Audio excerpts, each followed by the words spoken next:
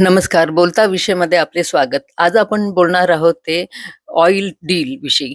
म्हणजे भारत आणखीन अमेरिकेमध्ये जी ऑइल डील चालली आहे त्याच्याविषयी. सरकारी अधिकारी काही म्हणतात भारताचे, की अ, रशियनचं ऑइल पूर्ण बंद करण्यामध्ये आमचा हात नाही. कारण प्रायव्हेट ज्या रिफायनरीज आहेत त्या ठरवतील, की रशियाकडून ऑइल घ्यायचं की नाही. कायदेशीररित्या हे अगदी बरोबर आहे, की प्रायव्हेट कंपनीज ठरवू शकतात रशियाकडून ऑइल घ्यायचं की नाही. परंतु प्रॅक्टिकली बघितलं तर गव्हर्नमेंट हे पूर्णपणे कंट्रोल करू शकते. आणखीन गव्हर्नमेंट हे रशियाचं ऑइल पूर्णपणे थांबवू शकते. कारण जेव्हा जहाज येतात ऑइल घेऊन, तेव्हा त्या जहाजाचं इन्शुरन्स हे खूप महाग असतं. आणखीन त्या इन्शुरन्सच्या किमती, प्राइजेस, डील या सगळ्या गव्हर्नमेंट ठरवतं. त्यामुळे इनडायरेक्टली गव्हर्नमेंट हे करू शकतं, की खूप खूप महाग करायचं इन्शुरन्स, आणि त्यामुळे ज्या प्रायव्हेट कंपनीज आहेत त्या रशियाकडून ऑइल घेणारच नाहीत. जे पेमेंट होतं ऑइल आल्यानंतर ऑइलचं जे पेमेंट होतं ते सुद्धा कोणत्या करन्सीमध्ये होईल हे सुद्धा गव्हर्नमेंट ठरवू शकतं, आणि ते प्रेशर सुद्धा प्रायव्हेट कंपनीवर ते टाकू शकतात.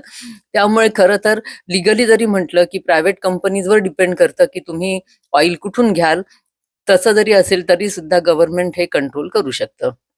दुसरं म्हणजे अमेरिकेतून पूर्ण ऑइल येईल का आपल्या भारतामध्ये? तर ते 100% अमेरिकेतून येणं तर शक्य नाही, कारण ते खूप एक्सपेन्सिव्ह जाईल, खूप महाग जाईल. अमेरिका भारतापासून खूप दूर आहे.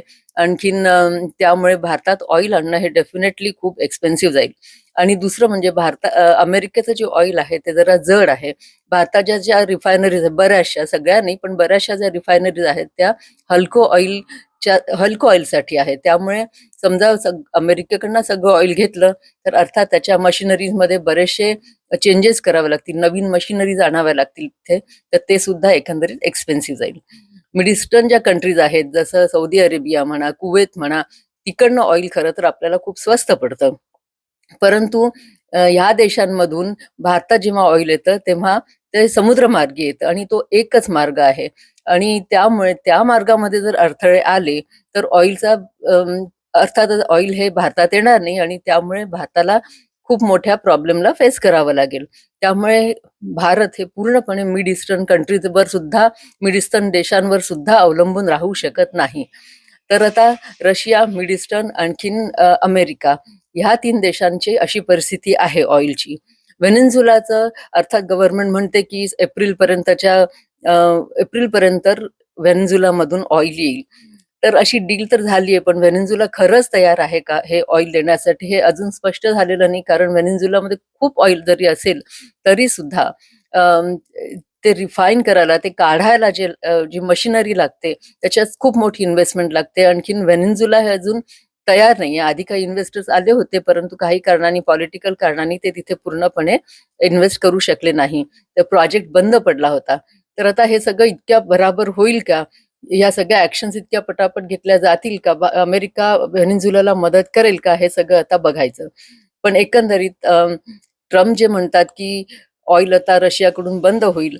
तर ट्रम्प हे, तसं पाहिलं तर तुम्हाला माहिती आहे, रोजच्या त्यांच्या वेगवेगळ्या अनाउन्समेंट असतात. आणखीन मोदी सरकारचं तुम्हाला माहिती आहे, की स्पष्ट अजून तरी काही म्हटलेलं नाहीये. त्यामुळे सगळा गोंधळ आहे सध्या ऑइलच्या बाबतीमध्ये. तर आता पुढे बघायचं, की नक्की होणार काय? परंतु भारत हे नक्कीच एका देशावर अवलंबून राहू शकत नाही ऑइलसाठी, कारण भारताला खूप जास्त प्रमाणात ऑइल लागतं, आणि त्याचा साठा जर बंद पडला तर भारताची हालत खूप खराब होईल. त्यामुळे भारताला वेगवेगळ्या ठिकाणाहून ऑइल घ्यावं लागणार आहे. पण ते कसं प्रमाण असेल ते आपल्याला अजून तरी कळलेलं नाहीये. तर आता पुढे बघू काय होतंय. तुम्हाला काय वाटतं याविषयी? तुम्ही कमेंट्समध्ये नक्की सांगाल. आज एवढंच. Thank you.